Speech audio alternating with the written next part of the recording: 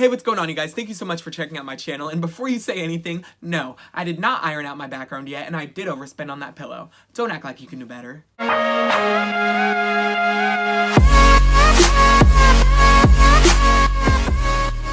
So in case you guys haven't heard, Cardi B released a new song with Mr. Bruno Mars. It's called Finesse, and it is pretty fantastic. It's got this whole 90s vibe to it. When you watch the music video, it definitely makes you feel like you're watching something from the 90s. And it has groove to it. Now, Bruno Mars is incredible. I've never seen him live, so I can't say firsthand, but I do know people who have, and I know he writes a lot of his own music, and he always brings this really cool, funky vibe that a lot of people don't bring nowadays. So it's always refreshing to hear him on a track. And when you put Cardi B on the track with it, you can't help but love this song. They're two incredibly lovable people with a hell of a lot of talent, in my opinion. I mean, can you actually resist that chorus? And that dance that Bruno does?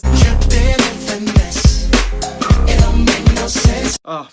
Surprisingly, I haven't heard too much hate at all about this song, and that's a really good thing to see because I love it when music can bring people together because that's what it's supposed to do. And I think the song having a 90s vibe has a lot to do with everyone just loving it. Cardi B has a verse at the beginning of the song that's completely different than any verse that you've heard her do before, which again is really refreshing to see people kind of branching out to a different style. She's not completely changing her genre, but it doesn't sound the same as Bodak Yellow, does it? Both of them sound great on the track, and I haven't gotten tired of listening to it yet. I can't wait till we get an album announcement from Cardi. I bet just the track list is gonna look dope. They also slid in at the end of the music video that the video or the song itself is dedicated to the old show In Living Color. In Living Color was an old skit television show. The Wayans brothers were on it. Jim Carrey was also involved. You can find episodes of that somewhere. I'm not gonna go looking for them. Google's your friend. So if you guys haven't listened to it yet, go ahead and check it out. I'll post the link in the description. Alright, so next, I don't know how many of you guys are Melanie Martinez fans, but I'm a huge one. I pre-ordered Crybaby the day that was available to happen. I missed her in Seattle twice. Twice I missed that bitch in Seattle. Not bitch, literally, sorry, I talk this way. Twice. But she actually came back and she did a second Crybaby tour. I bought VIP tickets. That was single-handedly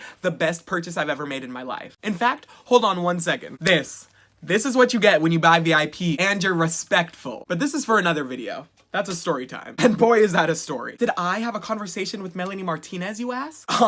Maybe. You're gonna have to subscribe and wait for that story time. But anyways, back to what I was saying. Melanie finally released a new song. Now, I don't know if she would have released a song if this whole Timothy accusation didn't happen. And I'm definitely not happy that it happened, but I'm definitely happy that I got some new Melanie music. And Piggyback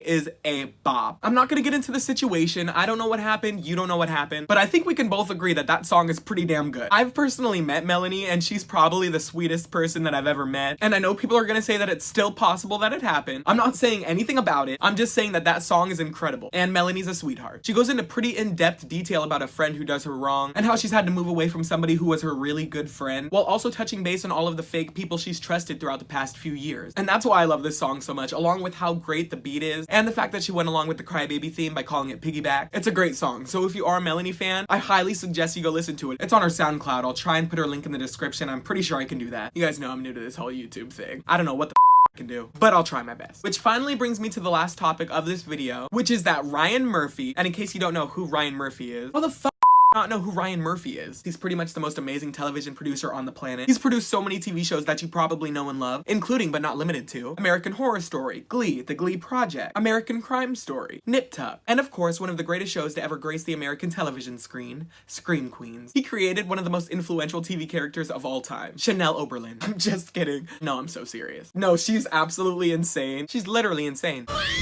But she's the funniest bitch on the planet. If you have not seen Scream Queens, ooh, season 1. Season 1 is fucking golden. Go follow Ryan Murphy on everything. He's incredible. Anyways, Ryan Murphy just did an interview with EW Magazine, and he said that American Horror Story Season 8 is gonna be based, get this, in the future. Part of me wonders if this is finally gonna trail back to the aliens in Season 2. That's what I and a whole bunch of people thought was gonna happen in Season 6, and it never even came close to that. When will that happen? Why was it even necessary to put in that season? I'm not even gonna lie to you guys, Season 2 of American Horror Story is the only season that I've never completely finished. I got far. I know who Bloodyface was. I just didn't think it was that interesting. And I am a huge American Horror Story fan. If you like season 2, that's fine. It just was not my cup of tea. So he basically said that it was going to be based in the future, but only mildly in the future. So we're not talking 3025. He also clarified that it's 100% not happening in space. Some people are thinking that it's going to happen in 2019, and it's going to be the continuation of season 1. Other people are thinking that it's going to be the crossover season of season 1 and season 3, which I would be so down for. American Horror Story Coven was literally my favorite season of American Horror Story ever. And if we get some type of second part to that this year, I would be shook. But they're saying it's gonna be crossed over with season 1. Season 1 was also not my favorite season of American Horror Story. It just didn't all make sense. I mean, that leather suit, people defend it, and I get it because it's their favorite. Also, it was the first season, so people have that emotional attachment to it, but I definitely don't think it was American Horror Story's strongest season. If I have to give that to any of them, it would probably have to be season 3. I mean, the storyline just went so well. Trying to figure out who the Supreme was gonna be. I got to watch Emma Roberts for an hour every Wednesday. I mean, what more could you want? So I'm definitely really excited to see where Ryan Murphy takes this next season. I know it's gonna be a lot different from what he's done before, because you know, every season of American Horror Story is different from what they've done before. So what are your guys' thoughts on it? Do you think they're gonna do aliens? Do you wish they'd stick with more paranormal situations? Or do you like that they take chances and do stuff that's a little bit different? I'm personally excited to see where he goes with it. And if they can connect it back to season 2 and explain why he even had to have aliens in there in the first place, that would be great, Ryan. Alright, you guys, thank you so much for hanging out with me. If you enjoyed any part of this video, please give it a big thumbs up. Be sure to subscribe and come back so we can talk more about the world around us. And also leave me something in the comment section. I really love talking to you guys about what's going on. Alright, thank you guys so much. Have a great rest of your day. Peace.